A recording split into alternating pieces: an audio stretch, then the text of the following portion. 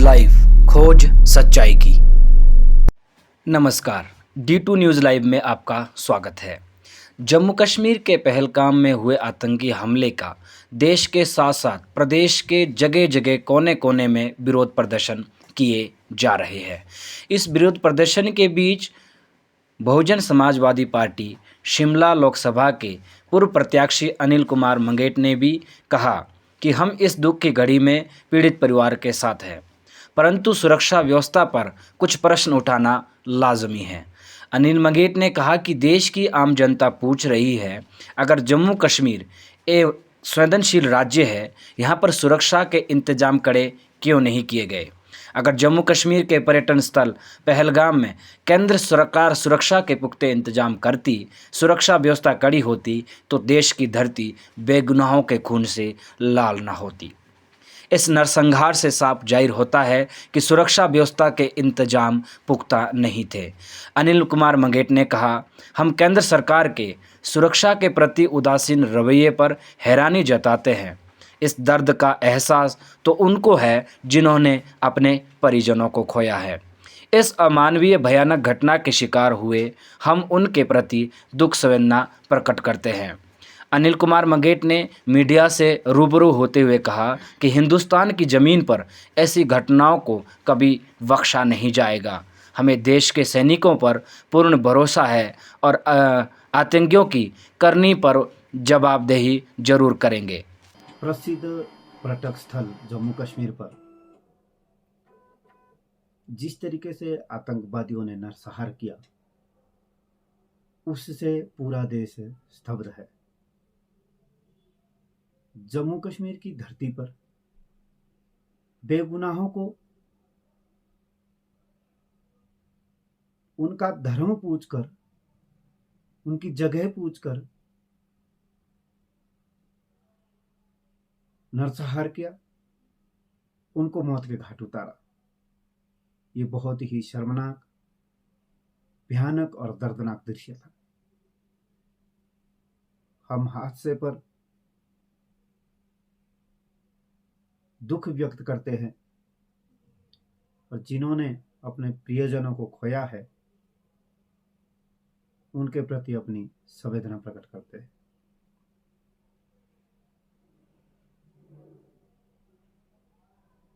इससे प्रशासन की लापरवाही एवं सुरक्षा के प्रति जो केंद्र सरकार का उदासीन रवैया है, वो भी सामने आता है।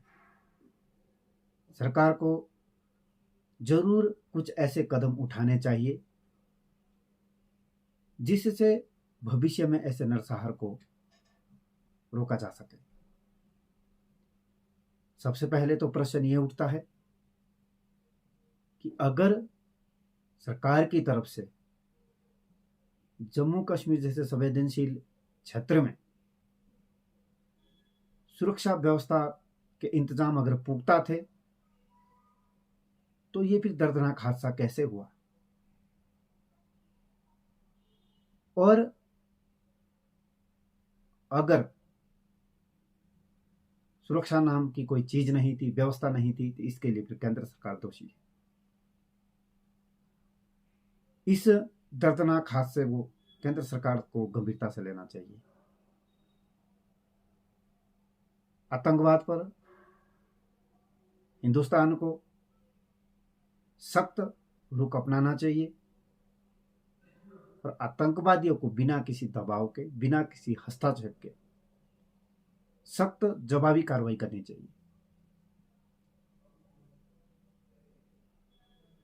दर्जनों लोगों की जान गई,